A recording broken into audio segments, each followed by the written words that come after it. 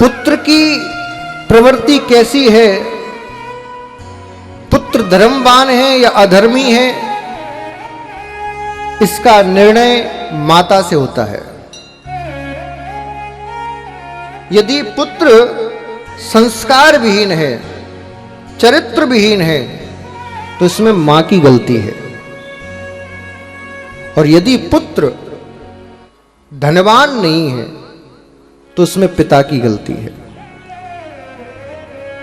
धर्मवान नहीं है तो पिता की गलती है, क्योंकि मां संतान को संस्कार देती है और पिता उसको धन और धर्म करना सिखाता है।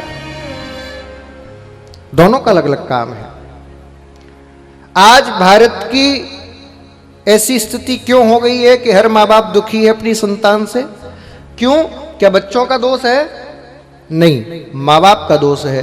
क्यों? क्योंकि माँ बाप ने अपना कर्तव्य भली भांति रूप से नहीं निभाया, इसलिए संतान से आप दुखी हो।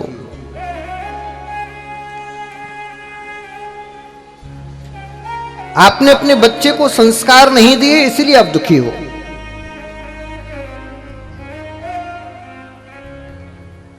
बंधुओं, हमारे सनातन की पद्धति में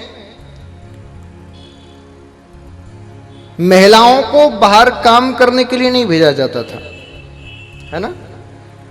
लेकिन आज की स्थिति ऐसी है कि किसी महिला को कह दो कि तुम्हें बाहर काम नहीं करना, तुम घर पर ही रहो, तो वो सोचती है कि मेरा अपमान है, तो मैं क्या नहीं कर सकती, तुम मुझे बांध रहे हो। अच्छा, गजब की बात यह है,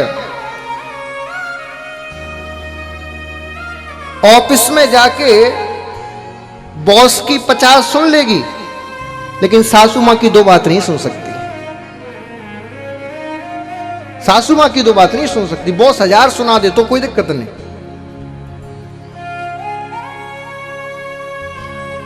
बंधुओं, सुनिए जरा, माताओं को बाहर काम करने की क्यों मना थी जानते हो आप?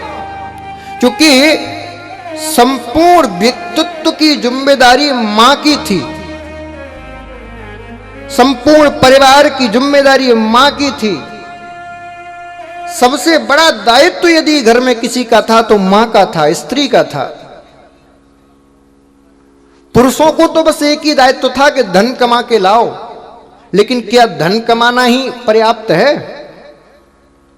उसको व्यवस्थित रूप से सद्कार्य में लगाना, गृहस्थी को संयोजित करके रखना, यह स्त्री की जिम्मेदारी थी। घर के परिवार के प्रत्येक व्यक्ति का ध्यान रखना, उसके भोजन से लेकर भजन तक का ध्यान रखना, यह स्त्री की जिम्मेदारी थी। कोई हॉस्पिटल नहीं था, खांसी जुकाम छोटी मोटी कोई बीमारी हो जाती, बाहर जाना नहीं पड़ता। मां रसोई में जाती है, रसोई में से जिन मसालों से भोजन बनाती है, उन्हीं मसालों से कोई दवाई लेके आती है, खिला देती है, बीमारी सही हो जाती थी। रसोई भी आयुर्वेद की शाला थी साहब। सारी बीमारियों का उपचार रसोई में था। लेकिन हमने जिस दिन से आधुनिकता का चोला ओढ़ा है, उस दिन से रसोई को अब आयुर्वेद शाला नहीं, जहरशाला बना दिया। अब वहां आयुर्वेद के लिए पकवान नहीं बनते, बस जहर बनता है, कलह के रूप में, अशांत मन से। मैं काम क्यों करूं, मैं ही लगी रहूं 24 घंटे।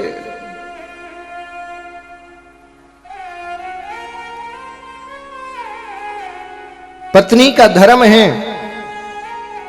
घर परिवार को संरक्षित करके, सुरक्षित करके, एकजुट करके रखे।